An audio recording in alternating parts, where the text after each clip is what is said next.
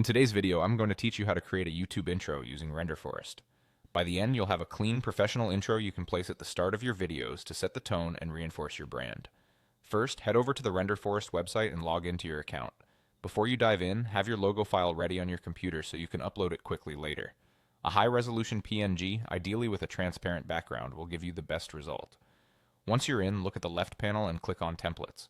This is where Renderforest organizes its ready-made designs. In the search bar, type YouTube Intro. You'll see a variety of styles: minimal, modern, energetic, cinematic, each with different transitions and text placements. Hover over the options to preview how they feel, then choose the one that best matches your channel's mood and pacing. When you've found a good fit, click Create Now. This opens the editor for that template. You'll see the project timeline with individual scenes. Click on a scene to select it and edit the text. Replace the placeholder text with your channel name, tagline, or a short callout. Keep your wording concise so it's readable during the animation.